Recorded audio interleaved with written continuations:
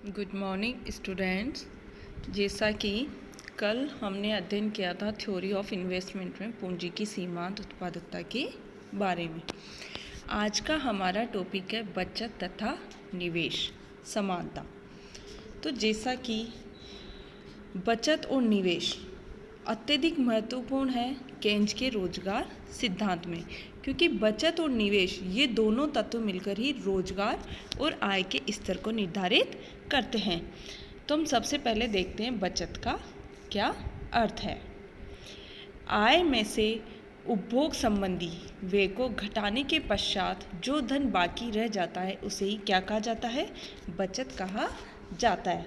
Means S=Y-C। अब next है निवेश का अर्थ। विभिन्न प्रकार के शेयर और स्टॉक खरीदने तथा ऐसे कार्यों में धन लगाने से लिया जाता है जिनसे आय की प्राप्ति की संभावना हो। निवेश के बारे में पहले विस्तार से बता दिया गया है। तो बचत और निवेश में समानता के बारे में दो विचारधाराएं हैं, एक तो परंपरावादी विचारधारा और दूसरी केन्ज की विचारधारा। तो हम सबसे पहले अध्ययन करेंगे परंपरावादी विचारधारा का कि ये समानता किस प्रकार से उत्पन्न होती है। तो परंपरावादी विचारधारा के अनुसार बचत और निवेश में क्या होती है, सदैव समानता पाई जाती है और ये समानता संतुलन की अवस्था मीन्स पूर्ण रोजगार की स्थिति को प्रकट करती है। किसके अकॉर्डिंग, परंपरावादी विचारधारा के अकॉर्डिंग। Means S=I। नेक्स्ट है बचत और निवेश दोनों ब्याज के फलन है। परंपरावादी अर्थशास्त्री मानते हैं कि बचत और निवेश दोनों किस पर निर्भर करते हैं, ब्याज की दर पर निर्भर करते हैं। और उसमें भी बचत और ब्याज का कैसा फलन है, प्रत्यक्ष फलन है। इनमें प्रत्यक्ष संबंध है। मीन्स ब्याज की दर के बढ़ने पर बचत बढ़ती है और ब्याज की दर के कम होने पर बचत कम होती है। दूसरा निवेश ब्याज का कैसा फलन है, निवेश और ब्याज का विपरीत फलन है। मीन्स ब्याज की दर के बढ़ने पर निवेश क्या होता है, कम होता है और ब्याज की दर के कम होने पर निवेश बढ़ता है। और इस प्रकार से बचत और निवेश बराबर होते हैं। नेक्स्ट, ब्याज की दर ऐसा तत्व है जो बचत और निवेश में समानता उत्पन्न करता है। यदि किसी समय मान लो बचत निवेश से क्या है, अधिक है, तो ब्याज की दर कम हो जाएगी। और यदि निवेश के बढ़ने पर बचत के कम होने की प्रवृत्ति प्रकट होगी तथा इनमें समानता उत्पन्न हो जाएगी। तो इसी प्रकार यदि बचत निवेश से कम है तो क्या होगा, ब्याज की दर में वृद्धि होगी, जिससे निवेश कम होगा और बचत में वृद्धि होगी। क्योंकि बचत और निवेश दोनों ही क्या है, ब्याज सापेक्ष होते हैं, ब्याज की दर पर निर्भर करते हैं। इसे हम एक रेखा चित्र के माध्यम से भी समझेंगे। जैसे इस चित्र में OX अक्ष पर हमने क्या लिया है, बचत और निवेश को, और OY अक्ष पर ब्याज की दर को लिया है। SS क्या है, SS बचत रेखा है और II निवेश रेखा है इस रेखा चित्र में। तो बिंदु E से क्या प्रकट होता है कि जब ब्याज की दर OR है तो बचत और निवेश के बराबर होने के कारण अर्थव्यवस्था में कैसी स्थिति है, पूर्ण रोजगार संतुलन की स्थिति है। अब मान लो यदि निवेश में वृद्धि हो जाती है तो निवेश वक्र खिसक कर क्या हो जाएगा, II से I1 मीन्स ऊपर की ओर शिफ्ट हो जाएगा, दाईं ओर। तब जो OR ब्याज की दर पर निवेश कितना हो जाएगा, RF और बचत RE। तो मीन्स बचत RE से निवेश RF क्या है, अधिक है। तो ब्याज की दर, इसके फलस्वरूप ब्याज की दर बढ़कर क्या हो जाएगी, OR1 हो जाएगी और OR1 ब्याज की दर पर नया संतुलन बिंदु स्थापित होगा जो कि क्या है, E1 है, जिस पर बचत वक्र SS1 निवेश वक्र I1 को काटेगी और इस बिंदु पर बचत फिर निवेश के बराबर R1E1 हो जाएगी। अब मान लो बचत में वृद्धि के कारण बचत वक्र क्या हो जाता है, PY1 PY2 PYN S1 हो जाती है। तब बचत प्रारंभिक निवेश से अधिक R2E2 हो जाएगी। इसके फलस्वरूप ब्याज की दर घटकर क्या हो जाएगी, OR2 हो जाएगी और नया संतुलन बिंदु होगा E2 और बचत दोबारा निवेश के बराबर हो जाएगी। पूंजीवादी मौद्रिक अर्थव्यवस्था में बचत तथा निवेश में केवल अर्थव्यवस्था में बचत करने वाले व्यक्ति पूंजीवादी मौद्रिक अर्थव्यवस्था में बचत और निवेश में केवल अस्थायी तौर पर ही असमानता या असंतुलन हो सकता है। ऐसा क्यों होता है? क्योंकि अर्थव्यवस्था में बचत करने वाले व्यक्ति कोई और होते हैं और निवेश करने वाले व्यक्ति कोई और होते हैं, लेकिन असंतुलन और असमानता ब्याज की दर के द्वारा स्वयं ही समाप्त हो जाती है। तो ये था परंपरावादी विचारधारा के अनुसार ब्याज और निवेश में समानता। अब हम अध्ययन करेंगे केन्ज की विचारधारा। केन्ज के अनुसार बचत और निवेश में समानता पाई जाती है, लेकिन ये समानता आय में होने वाले परिवर्तनों के फलस्वरूप होती है। जैसे बचत निवेश से अधिक हो जाती है तो आय में कमी होगी, जिसके फलस्वरूप बचत कम होकर निवेश के बराबर हो जाएगी। इसके विपरीत मान लो यदि निवेश बचत से अधिक है तो आय में वृद्धि होगी और जिससे बचत बढ़कर निवेश के बराबर हो जाएगी। तो केन्ज के अनुसार ये जरूरी नहीं है कि बचत और निवेश में समानता केवल पूर्ण रोजगार की अवस्था में ही हो। उनके अनुसार बचत और निवेश में समानता अपूर्ण रोजगार की स्थिति में भी संभव है। तो जो केन्ज की बचत और निवेश में समानता संबंधी जो विचारधारा है वो दो दृष्टिकोणों में उसका अध्ययन किया गया है। फर्स्ट है लेखे की समानता। लेखे की समानता के अनुसार केन्ज का बचत और निवेश में समानता के संबंध में एक दृष्टिकोण यह है कि निवेश और बचत क्या है, एक दूसरे के बराबर होते हैं। मीन्स आय के प्रत्येक स्तर पर वे एक दूसरे के समान होते हैं। आय का जो भाग उपभोग पर व्यय नहीं किया जाता वो तो क्या कहलाता है, बचत कहलाता है। Means S = Y - C। और निवेश की परिभाषा उन्होंने किस प्रकार से दी है कि आय क्या है, उपभोग और निवेश के जोड़ के बराबर होती है या फिर निवेश आय और उपभोग का अंतर होती है। Means I = Y - C। यहाँ पर Y क्या है, I इनकम, C क्या है, उपभोग, I है इन्वेस्टमेंट और S है सेविंग। तो इसीलिए बचत और निवेश दोनों ही आय तथा उपभोग के अंतर के बराबर होते हैं। इसीलिए ये एक दूसरे के लिए सदैव समरूप होते हैं। अब इसे आय के प्रत्येक स्तर पर हम बचत और निवेश की समानता को इस प्रकार से सिद्ध कर सकते हैं कि आय के प्रत्येक स्तर पर समाज की कुल बचत कुल निवेश के समान होती है। और इसका कारण क्या है कि जब राष्ट्रीय उत्पादन में वृद्धि होती है, राष्ट्रीय उत्पादन मीन्स O, तो राष्ट्रीय आय में भी वृद्धि होती है। और राष्ट्रीय उत्पादन हमेशा राष्ट्रीय आय के बराबर होता है। Means O triple identity Y। तो राष्ट्रीय उत्पादन में भी दो प्रकार की वस्तुओं का उत्पादन शामिल होता है, वो है उपभोग वस्तुओं का उत्पादन और निवेश वस्तुओं का उत्पादन। Means O identity C + I। और राष्ट्रीय आय को दो भागों में बांटा जा सकता है, एक उपभोग वस्तुओं पर किया गया खर्च और दूसरा बचत, मतलब Y आइडेंटिटी C + S। इसीलिए हम ये कह सकते हैं कि O आइडेंटिटी Y, O की जगह हमने रखी O वाली वैल्यू जो C + I और Y की जगह C + S, तो I आइडेंटिटी S। तो इस प्रकार से ये समझा जा सकता है कि कुल आय में से कुल उपभोग खर्च घटाने के बाद जो बचता है उसे क्या कहते हैं, बचत कहते हैं, और वही निवेश कहलाता है।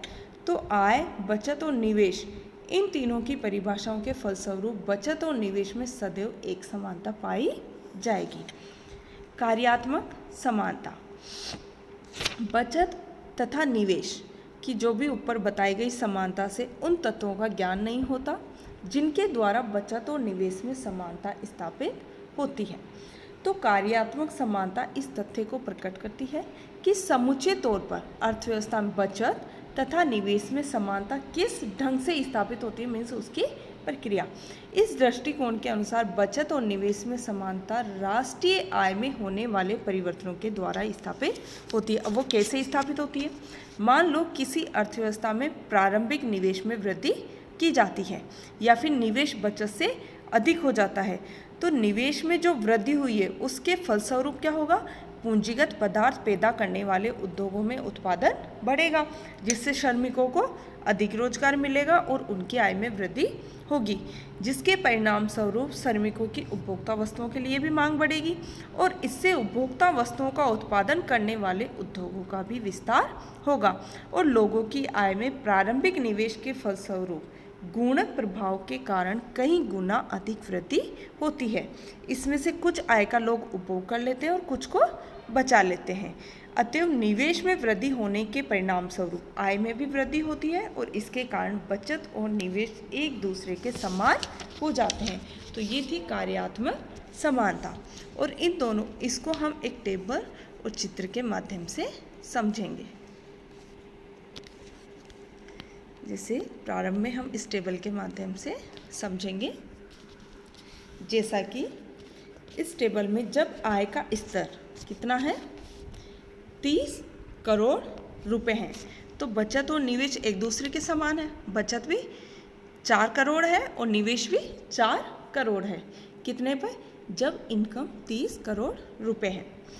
लेकिन मान लो यदि आय कम होकर 30 करोड़ से कम होकर कितनी हो जाती है, 20 करोड़ रुपए हो जाती है तो निवेश बचत से 1 करोड़ रुपया अधिक होगा। निवेश क्या होगा? 1 करोड़, क्योंकि यहाँ पर बचत कितनी है 2 करोड़ रुपए और निवेश कितना है 3 करोड़ रुपए। तो इस प्रकार से यदि मान लो आय बढ़कर 50 करोड़ रुपए हो जाती है तो बचत निवेश से अधिक हो जाएगी।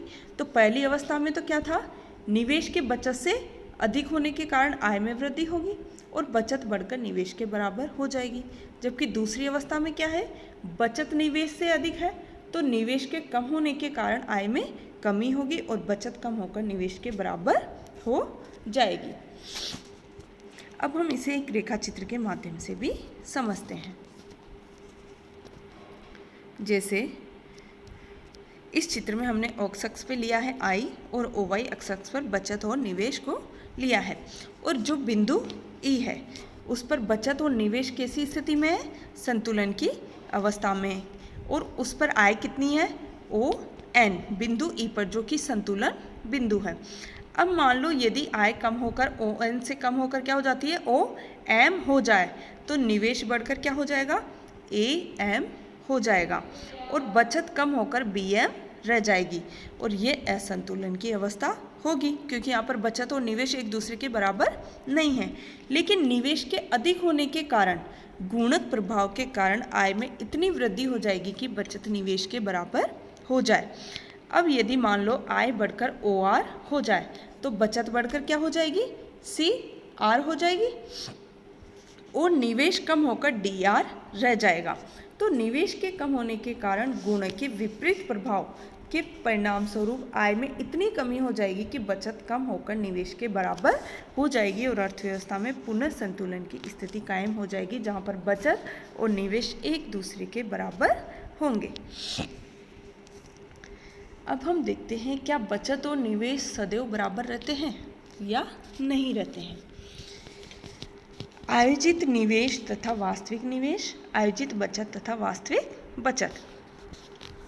तो बचत और निवेश की समानता के संबंध में हम ये कह सकते हैं कि वास्तविक बचत और वास्तविक निवेश सदैव क्या रहते हैं, एक दूसरे के बराबर रहते हैं। लेकिन आयोजित बचत एक्स आंट सेविंग तथा आयोजित निवेश एक्स आंट इन्वेस्टमेंट सदैव एक दूसरे के समान नहीं होते, इनमें परिवर्तन आता रहता है, क्योंकि आयोजित बचत तथा आयोजित निवेश में समानता की प्रवृत्ति तो पाई जाती है, लेकिन ये केवल संतुलन की स्थिति में ही बराबर होते हैं, जबकि वास्तविक बचत और वास्तविक निवेश सदैव एक दूसरे के बराबर होते हैं, जबकि आयोजित बचत और आयोजित निवेश केवल संतुलन की स्थिति में ही एक दूसरे के बराबर होते हैं। बचत व निवेश में समानता तथा संतुलन। बचत और निवेश सदैव बराबर है। जैसा कि आधुनिक अर्थशास्त्रियों का क्या विचार था कि बचत और निवेश सदैव बराबर तो हो सकते हैं, लेकिन वे सदैव संतुलन में नहीं होते। जबकि क्या है कि वास्तविक बचत तो सदैव वास्तविक निवेश के बराबर होती है, लेकिन यदि इस अवस्था में नियोजित बचत और निवेश भी एक दूसरे के बराबर नहीं होते तो बचत तथा निवेश संतुलन की स्थिति में नहीं होंगे। इसीलिए बचत और निवेश उस समय संतुलन की अवस्था में होते हैं जब आयोजित बचत और आयोजित निवेश एक दूसरे के बराबर हो। अब इसमें हम सबसे पहले देखते हैं बचत और निवेश सदैव बराबर है। इसे हम एक टेबल और रेखाचित्र के माध्यम से समझेंगे। जैसे इस टेबल में किसी अर्थव्यवस्था में वास्तविक बचत और वास्तविक निवेश बराबर होते हैं, जबकि लेकिन इसका अर्थ ये नहीं है कि ये दोनों बराबर हैं तो आयोजित बचत और आयोजित निवेश भी एक दूसरे के बराबर होंगे, ऐसा नहीं है। तो हम अब इस टेबल में देखते हैं कि वास्तविक बचत एक निश्चित समय में आय तथा उपभोग में होने वाले अंतर के बराबर होती है। क्या? वास्तविक बचत। तो जब आय इस टेबल में 300 करोड़ रुपए है तो उपभोग व्यय कितना है? जब आय 300 करोड़ रुपए है तो उपभोग व्यय है 250 करोड़ रुपए। फिर कितने बचे? 50 करोड़ की सेविंग और इन्वेस्टमेंट है 75 करोड़ रुपए। तो इस प्रकार से बचत 50 करोड़ रुपए हो गई जब आय 300 करोड़ रुपए है। और इस अवस्था में आयोजित निवेश कितना है? 75 करोड़ रुपए है। तो आयोजित निवेश वास्तविक बचत से 25 करोड़ रुपए अधिक है। तो इससे क्या प्रूव होता है कि कुल मांग कुल पूर्ति से अधिक होगी और इस बढ़ी हुई मांग को क्या कहेंगे हम? डिसइन्वेस्टमेंट के द्वारा पूरा किया जाएगा। तो इस प्रकार से 25 करोड़ रुपए का अनिवेश होगा और ये आयोजित निवेश को कम करके कितना कर देगा? 50 करोड़ रुपए कर देगा। तो इस प्रकार अर्थव्यवस्था में वास्तविक निवेश व वास्तविक बचत तो बराबर हो जाएंगे, लेकिन आयोजित निवेश तथा आयोजित बचत बराबर नहीं होंगे। इसीलिए अर्थव्यवस्था में संतुलन भी नहीं होगा, क्योंकि एक उद्यमी क्या करेगा? बढ़ती हुई मांग को पूरा करने के लिए अगले वर्ष के उत्पादन में वृद्धि करेगा, जिसके फलस्वरूप क्या होगा? आय में वृद्धि होगी और अर्थव्यवस्था संतुलन में नहीं होगी। मीन्स हम ये कह सकते हैं कि अर्थव्यवस्था में आयोजित निवेश आयोजित बचत से अधिक होगा तो अर्थव्यवस्था में आय के संतुलन की स्थिति नहीं पाई जाएगी, बल्कि आय के बढ़ने की प्रवृत्ति पाई जाएगी। तो इससे ये प्रूव होता है कि जब आय 300 करोड़ रुपए है तो वास्तविक निवेश वास्तविक बचत के बराबर है, लेकिन आयोजित निवेश बचत से अधिक है। इसके विपरीत यदि मान लो आय बढ़कर कितनी हो जाती है? 500 करोड़ रुपए हो जाती है, तो आय के इस स्तर पर 400 करोड़ रुपए का उपभोग होगा। इसीलिए वास्तविक बचत तथा वास्तविक निवेश कितने का होगा? 100 करोड़ रुपए का, और ये दोनों एक दूसरे के बराबर हैं। लेकिन आयोजित निवेश 75 करोड़ रुपए का होगा और ये वास्तविक बचत से कम होगा। तो कुल मांग कुल पूर्ति कुल मांग से अधिक होगी और इससे ये प्रूव होगा कि अर्थव्यवस्था में 25 करोड़ रुपए का अनियोजित निवेश किया गया है। कि जब आय वास्तविक निवेश वास्तविक बचत के बराबर 100 करोड़ रुपए हैं, परंतु आयोजित निवेश बचत से कम है। इसीलिए वास्तविक निवेश तथा वास्तविक बचत बराबर है, लेकिन ये संतुलन में नहीं है, क्योंकि आयोजित बचत और आयोजित निवेश बराबर नहीं है। तो इस स्थिति में कुल मांग या कुल व्यय कुल आय से कम होगी और कुल मांग के कम होने के कारण समस्त उत्पादन की बिक्री नहीं हो सकेगी और चालू वर्ष में उत्पादक के माल के भंडार में वृद्धि होगी और अगले वर्ष उद्यमी कम उत्पादन का आयोजन करेंगे। इसे हम रेखा चित्र के माध्यम से भी समझेंगे।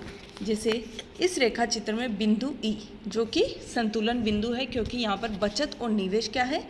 एक दूसरे के बराबर है। और वो एक दूसरे के बराबर कहाँ पर है? जब आय 400 करोड़ रुपए है। तो जब आय 400 करोड़ रुपए है तभी समग्र मांग और समग्र पूर्ति एक दूसरे के बराबर है और आयोजित बचत और आयोजित निवेश भी एक दूसरे के बराबर है। इससे पूर्व जब इनकम कितनी है? 300 करोड़ रुपए है। तो 300 करोड़ रुपए हैं तब क्या है? निवेश बचत से अधिक है, इसीलिए ये संतुलन की स्थिति नहीं है। अगर हम इनकम 500 करोड़ रुपए पर बात करें कि जब आय 500 करोड़ रुपए है तो उस स्थिति में बचत निवेश से अधिक है, इसीलिए संतुलन बिंदु ई है। जहाँ पर 400 करोड़ रुपए की आय पर आयोजित बचत और आयोजित निवेश भी एक दूसरे के बराबर है। नेक्स्ट, बचत तथा निवेश में संतुलन। जैसा कि आयोजित बचत तथा आयोजित निवेश एक दूसरे के बराबर हो जाते हैं, वो कौन सी स्थिति है? संतुलन की स्थिति में ही ये दोनों एक दूसरे के बराबर होते हैं। जैसा कि अभी मैंने रेखा चित्र में बताया कि जब आय 400 करोड़ रुपए हैं तो आयोजित बचत और आयोजित निवेश एक दूसरे के बराबर है। इसके आगे या पीछे की अवस्था में क्या है? आयोजित बचत और निवेश एक दूसरे के बराबर नहीं है, इसीलिए बिंदु ई ही संतुलन बिंदु है। Thank you.